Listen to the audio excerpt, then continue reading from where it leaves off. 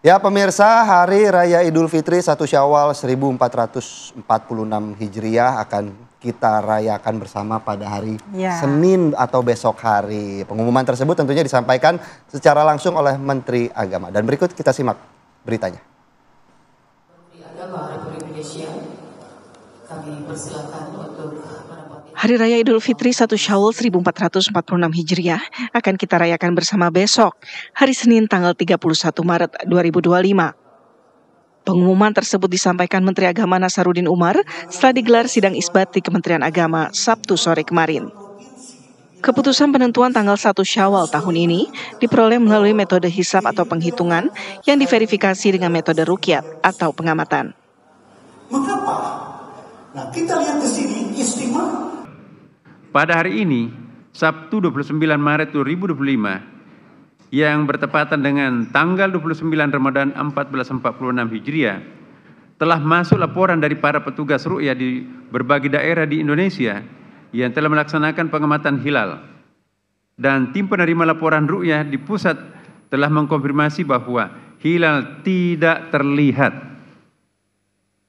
Ketiga, forum sidang sepakat bahwa laporan ruqyat yang masuk sesuai dengan data hisab yang telah dihitung dan masih dibawa kriteria imkanur ruqyah atau dalam Mabimsa yang diaplikasikan juga oleh negara-negara anggota Mabims.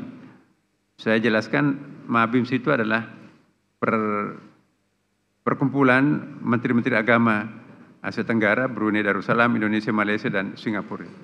Oleh karenanya, berdasarkan hisab posisi hilal wilayah Indonesia yang tidak memenuhi kriteria Mabims, serta tidak adanya laporan hilal terlihat, maka disepakati bahwa tanggal 1 Syawal tahun 1446 Hijriah jatuh pada hari Senin tanggal 31 Maret 2025 Masehi. Dengan demikian terjadi istikmal, jadi disempurnakan menjadi 30 hari puasa kita pada hari ini. Jadi malam ini untuk seluruh wilayah Indonesia masih kita tetap melakukan sholat tarawih.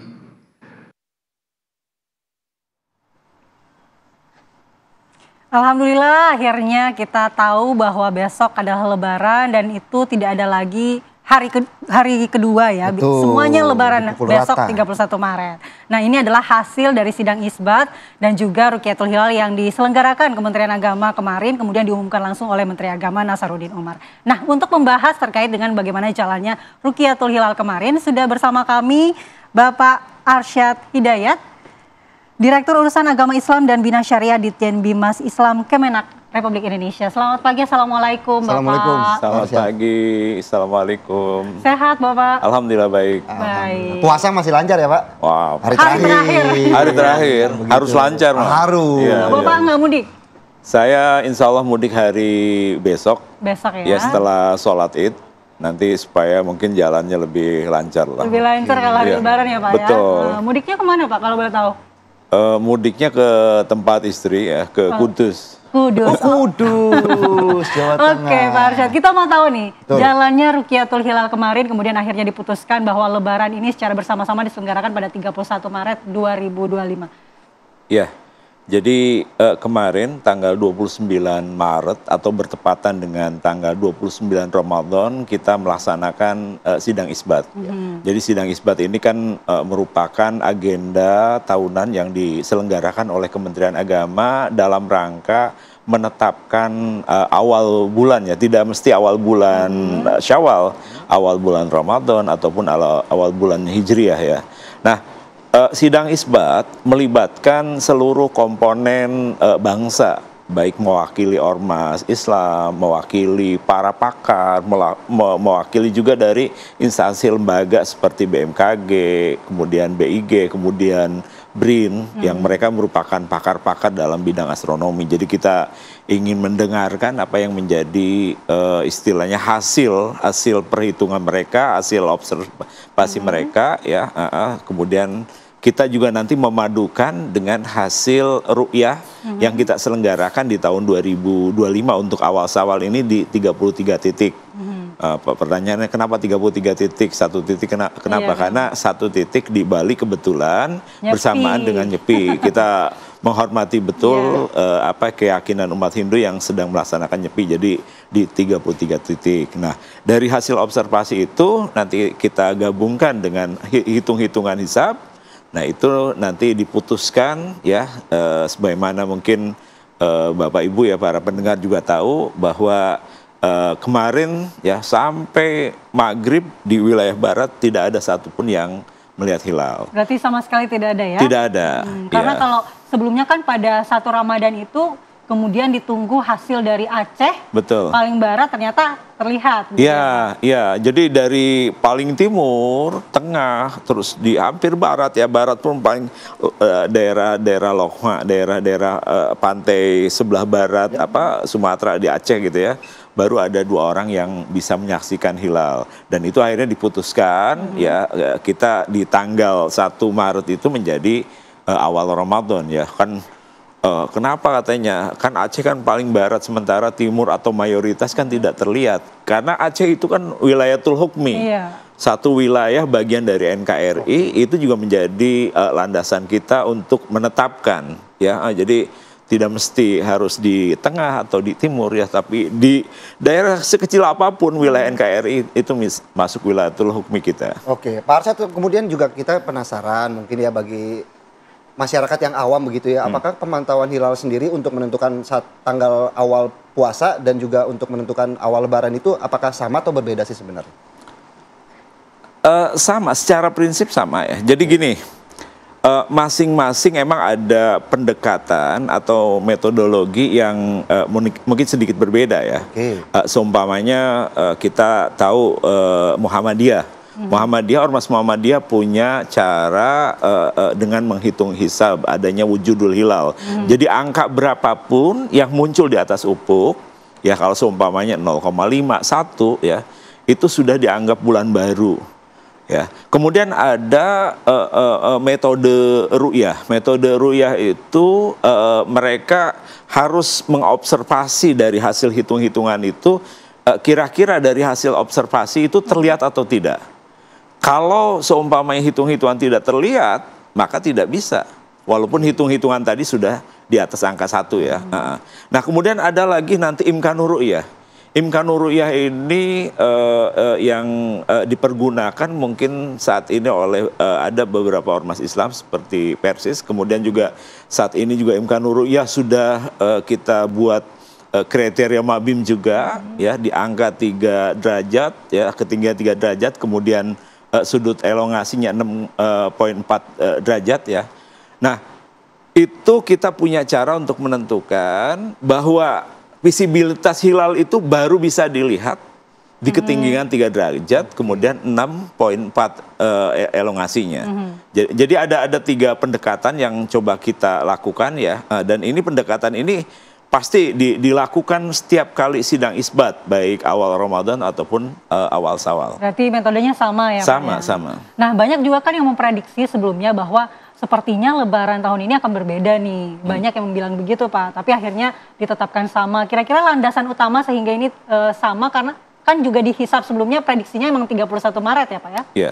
Jadi gini, ketinggian hilal di tanggal 29 Maret atau 29 Ramadan ya, ini hampir seluruh wilayah daerah Indonesia itu minus.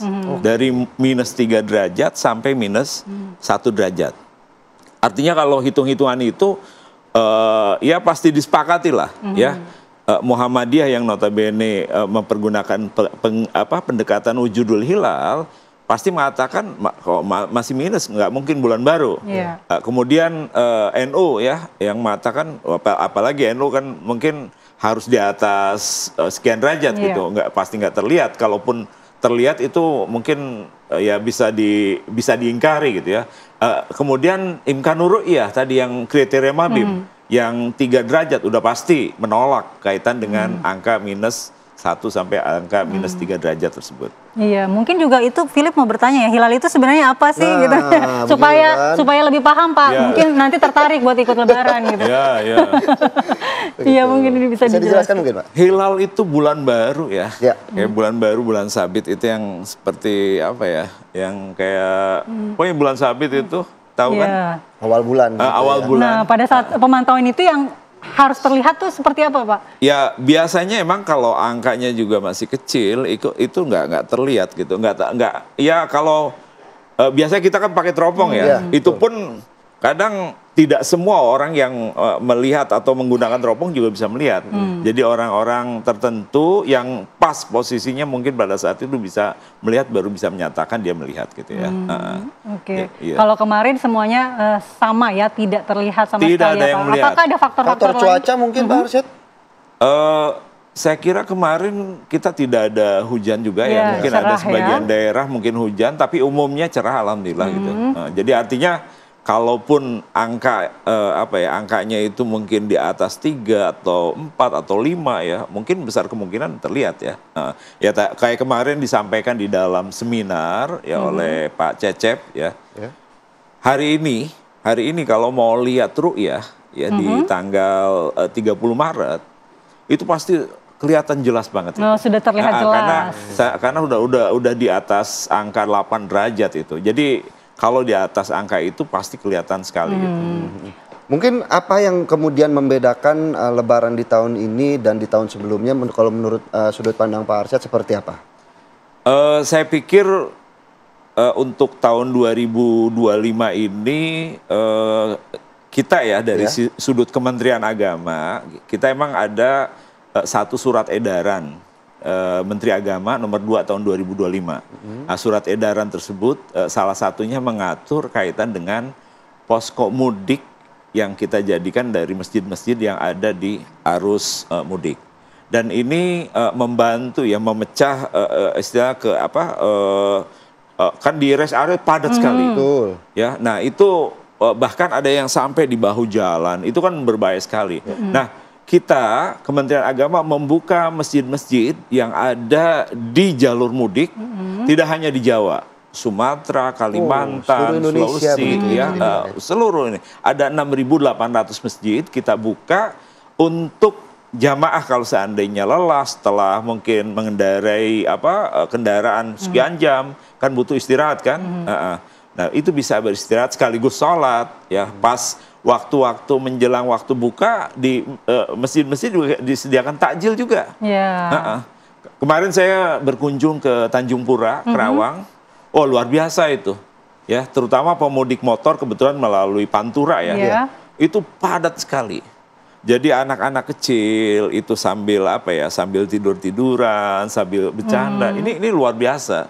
Jadi mudik menenangkan dan menyenangkan itu terlihat sekali.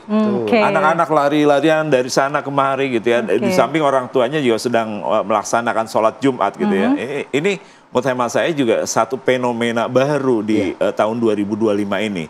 Dan kemarin juga disampaikan oleh Pak Menteri Agama bahwa alhamdulillah respon positif dari berbagai pihak kaitan dengan keikutsertaan Kementerian Agama mendukung program mudik para pemudik ke kampung halamannya masing-masing. Baik, terima kasih banyak Pak Arsyad. Alhamdulillah ya. Himbauan juga untuk masyarakat dan kalau besok Lebaran juga mungkin apa yang ingin disampaikan kepada masyarakat Indonesia begitu Pak? Ya, pertama di dalam surat edaran itu yang jelas disampaikan bahwa